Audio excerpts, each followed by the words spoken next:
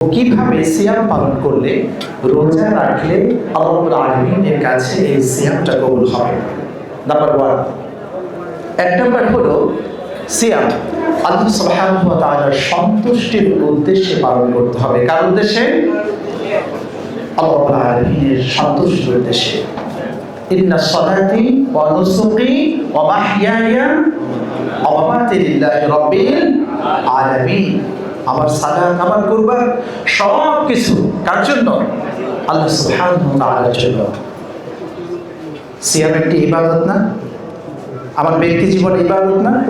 আমার এই ব্যক্তি জীবনের ইবাদত কার জন্য হবে? আল্লাহ সুবহানাহু ওয়া তাআলার জন্য। তার জন্য সিয়াম পালন করতে হবে। 2 নাম্বার, সিয়াম কবুলের শর্ত। সিয়ামের উদ্দেশ্য জানতে হবে। সিয়ামের উদ্দেশ্য জানতে হবে। আলোচনা অনেক শুনি, কিন্তু এগুলো বাসায় নিয়ে যাবেন। কি জানতে হবে? সিয়ামের উদ্দেশ্য জানতে হবে। উদ্দেশ্যটা কি? সিয়ামের উদ্দেশ্য হলো পেটের ক্ষুধা এবং যাবতীয় জৈবিক চাহিদা থাকা সত্ত্বেও কোরআন যা আদেশ করেছে এবং যা নিষেধ করেছে তার থেকে বিরত থাকতে হবে। ঠিক কিনা? কোরআন বলছে রোজার অবস্থায় মিথ্যা কথা বলা যাবে না। যদি মিথ্যা কথা বলি সিয়াম হবে না। হবে কারি বলছেন ইয়া আইয়ুহাল্লাযীনা আমানু তাকুল্লাহা ওয়া কুলু কাওলান সাদীদা। তুমি যখন কথা বলবে সত্য কথা বলবে, কিন্তু বাস্তবতা হলো এখন আমরা কথা বললেই মুখ দিয়ে মিথ্যা কথা বের হয়। ঠিক না বেঠিক? মুখ দিয়ে কথা বললেই মানুষকে মিথ্যা আশ্বাস, মিথ্যা প্রতিশ্রুতি আমাদের অভ্যাসে পরিণত হয়েছে। কিন্তু সিয়াম বলছে রোজার অবস্থায় মিথ্যা কথা বলা যাবে না। 2 নাম্বার শর্ত, সিয়ামের উদ্দেশ্য জানতে হবে। 3 নাম্বার হলো সিয়ামের পাথেয় জানতে হবে। পাথেয়টা কি? পাথেয় হচ্ছে উপকরণ। অর্থাৎ যেভাবে সিয়ামটা পালন করলে রব্বে কারিমের কাছে তার পুরস্কার পাওয়া যাবে, সেই পাথেয় আল্লাহ রাব্বুল আলামিন বলছেন কি আস-সাওমু লি ওয়া আনা আজজি বিহি। সিয়াম আমার জন্য, এর প্রতিদান আমি আল্লাহ নিজেই দেব। তাহলে কিভাবে আপনি সিয়ামটা পালন করবেন? ঠিক সেভাবে পালন করতে হবে। যেরকম সাহরি শব্দের অর্থ হচ্ছে রাতের শেষ ভাগ। রাতের শেষ ভাগে যে আপনি সাহরিটা গ্রহণ করছেন সেটাকে সময় মতো করতে হবে। প্রশ্ন আসতে পারে সাহরি না খেলে কি রোজা হবে না? অনেকেই করে না প্রশ্ন। ইয়াংস্টাররা এখন করে, আধুনিক যুগের ছেলেমেয়েরা করে। সারা রাত ফেসবুক, ইউটিউব আমরা চাপতে সময় শেষ। সকালবেলা মাসালা খুঁজি যে হুজুর সাহরি না খেলেও তো রোজা হয়, বলে না অনেকে। দেখুন নবী করিম সাল্লাল্লাহু আলাইহি ওয়াসাল্লামের আনুগত্য ছাড়া কোনো ইবাদত রব্বে কারিমের কাছে গ্রহণযোগ্যতা পায় না। বিশ্বনবী সাল্লাল্লাহু আলাইহি ওয়াসাল্লাম বলেছেন ফাদলুল্লাহ বাইনা সিয়ামিনা ওয়া সিয়ামি আহলিল কিতাবে আকলাতাস সাহরি। আমাদের এবং আহলে কিতাবদের মধ্যে পার্থক্য হলো সাহরি। আহলে কিতাবরা সাহরি গ্রহণ করে না, আর আমরা মুসলিমরা রোজার জন্য সাহরি গ্রহণ করি। বলুন না সুবহানাল্লাহ।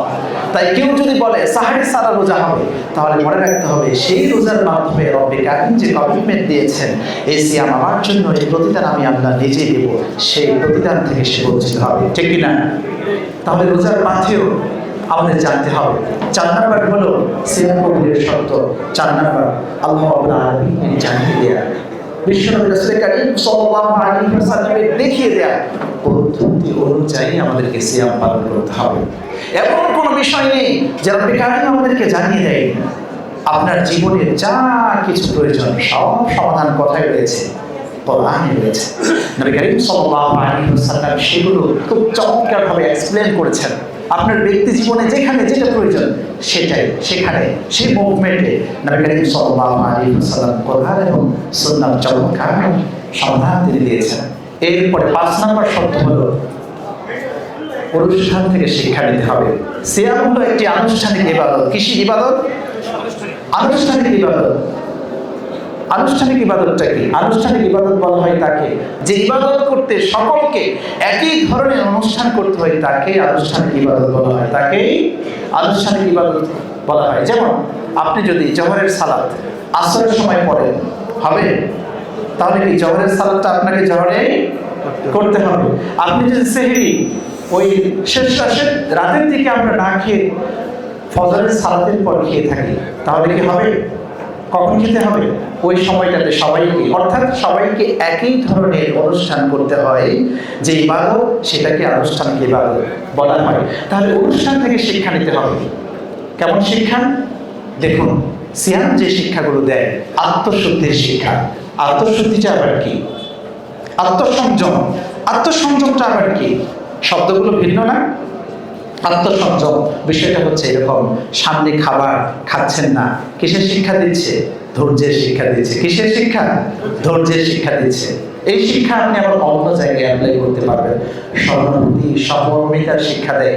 দেখুন, আপনি তখনই বুঝতে পারবেন একজন ক্ষুধার্ত ব্যক্তি, একজন দারিদ্র ব্যক্তির কষ্ট। আপনার সারাদিনে নানা ধরনের আয়োজন থাকে খাবারের, একজন দরিদ্র ব্যক্তির কিন্তু সারাদিনে এই ধরনের খাবারের আয়োজন থাকে না। তখনই তার তৃষ্ণা সম্পর্কে আপনার ধারণা আসবে একজন দরিদ্র ব্যক্তির কি অবস্থা। তখনই জাকাতে আপনার দিতে মন চাইবে, সাদাকা দিতে মন চাইবে। এই যে শিক্ষা কোত্থেকে পাচ্ছি? সিয়াম থেকে এই শিক্ষাগুলো পাচ্ছি। এরপরে আত্মশুদ্ধি। শুদ্ধি কি? আত্মশুদ্ধি মানে শুদ্ধে গেলাম। কি গেলাম? শুদ্ধে গেলাম। আত্মসংযম হওয়ার পরে আত্মশুদ্ধি হয়। কেমন শুদ্ধি? মিথ্যা কথা বলতাম আগে, সিয়াম পালন করেছি এখন আর মিথ্যা কথা বলি না, সত্য কথা বলছি। বললাম সুবহানাল্লাহ। অজরে কম দিতাম, আমি ব্যবসায়ী একজন, এখন আর ব্যবসা করার সময় অজরে কম দেই না, এখন আর অজরে কম দিচ্ছি না। এটাকে বলে আত্মশুদ্ধি। এই আত্মশুদ্ধির শিক্ষা দেওয়ার জন্যই কিন্তু প্রতি বছর এই সিয়ামের আগমন ঘটে। কিন্তু প্রতি বছর আপনার আমার থেকে সিয়ামটা চলে যায়, আমরা কিন্তু তা হওয়ার মানুষ হতে পারি না। ঠিক কিনা? হতে পারি? যদি হতে পারতাম তাহলে আমার মুখ থেকে মিথ্যা কথা বের হতো না, আমার মুখ থেকে গালি বের হতো না, আমার সন্তানকে বেনামাজি বানাতাম না, আমার সন্তানকে কোরআন সুন্নাহর পথেই আমি রাখতাম। আজকে দেখুন, সমাজে তো সালাত আদায় হচ্ছে না?